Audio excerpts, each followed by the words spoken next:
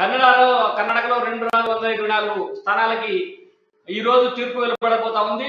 అంటే ఎట్లా ఉండబోతా ఉంది మరి సర్వేలన్నీ కూడా అంటే దాదాపుగా 10 ఏజెన్సీలు సర్వే నిర్వహిస్తే 8 ఏజెన్సీలు కాంగ్రెస్ కి అంటే బుటాబుటి మెజార్టీ వస్తే చెప్పినాయి. కొన్ని ఒక 2-3 ఏజెన్సీలు బీజేపీకి అనుకూలంగా ఇచ్చినాయి. అంటే ఎట్లా ఉండబోతుంది కర్ణాటకలో పరిస్థితి, దీని అంచనా ఏంటి?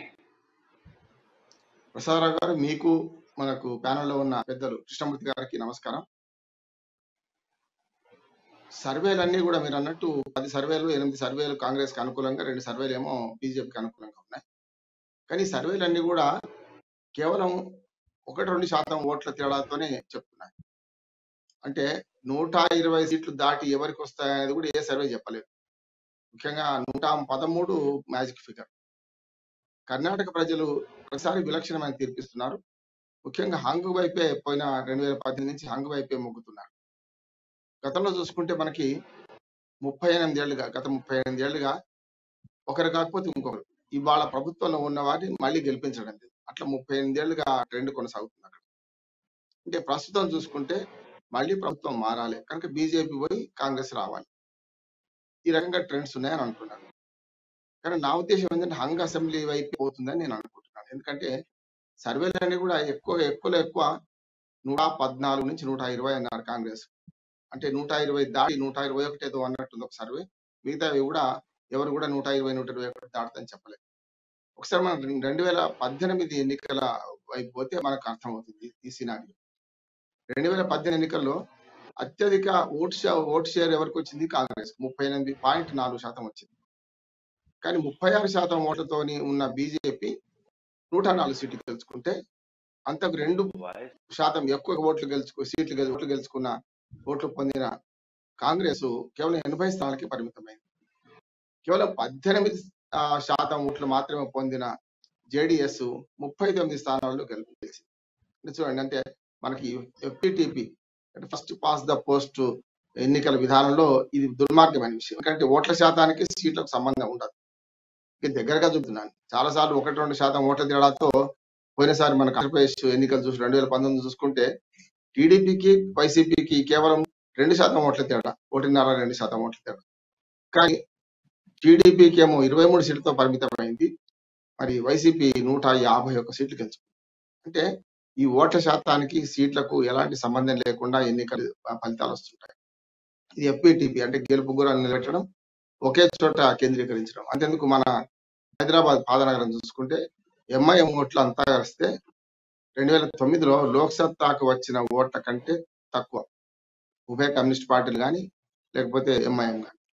కానీ ఎంఐఎంకు 7 సీట్లు వచ్చినాయి. బలి నుంచి ఒక జేపీ గారు ఒక్కడే గెలిచారు. అంటే ఏమైతుందంటే ఓట్లు క్యాటల్ గా చీలిపోయి వేరువేరుగా పోతే ఎన్ని శాతం ఓట్లు వచ్చినా అవి పనికి రాకుండా పోతాయి.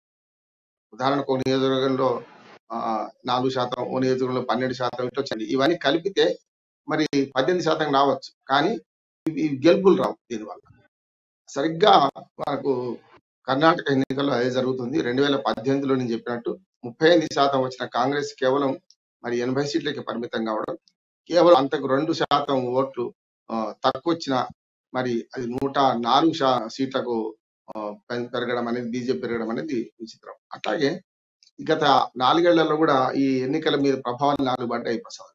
నెంబర్ 1, ఒకటి ముఖ్యమంత్రులు మార్చడం. రెండవది బీజేపీకి ఉన్న అవరోధం ఏంటంటే అట్లానే మనకు ఈ ముఖ్యమంత్రులు మార్చడం 40% కమిషన్ ప్రభుత్వం అని చాలా పెద్ద ఎత్తున ప్రతిపక్షాలు ఆరోపించినాయి. ఈ ప్రతిపక్షాలు దాన్ని ప్రజల్లోకి తీసుకెళ్ళగలిగింది. మూడోది ఏంటంటే ఇక్కడ ఉన్న ప్రభుత్వంలో సుస్థిరమైన ప్రభుత్వం కావాలి తప్ప ఇట్లా మొదట్లో విశ్వాస తీర్మానాన్ని ఎదుర్కోకుండానే మొట్టమొదటిగా యడ్యూరప్ప అతిపెద్ద మెజార్టీ పార్టీ అధ్యక్షుడిగా మరి ఆయన ప్రమాణ స్వీకారం చేసి కేవలం కొద్ది రోజుల్లోనే విశ్వాస పరీక్షను ఎదుర్కోకుండానే ఆయన వైదొలగాల్సి వచ్చింది. కొన్ని తర్వాత కుమారస్వామి జేడిఎస్ నుంచి మరి 39 సీట్లతో ఉన్నారు.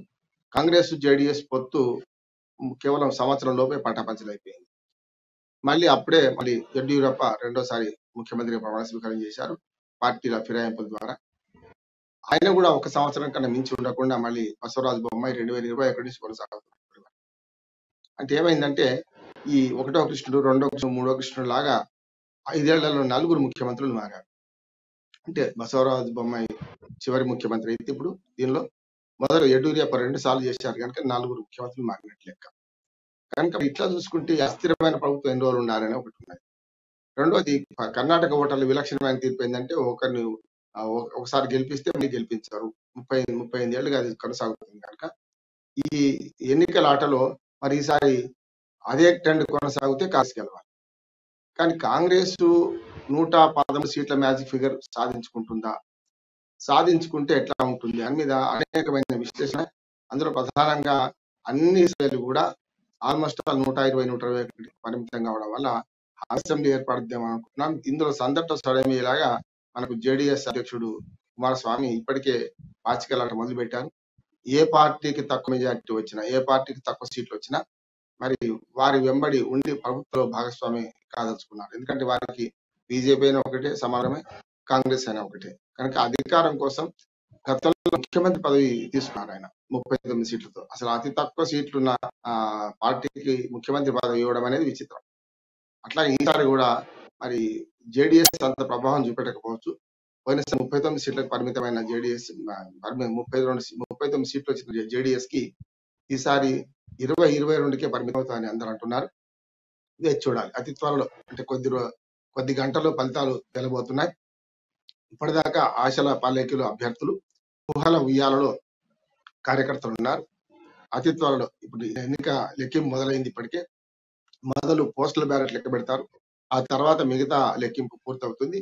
మధ్యాహ్నం కల్లా మనకు పూర్తి స్థాయిలో రిజల్ట్స్ వచ్చే అవకాశం ఉంది.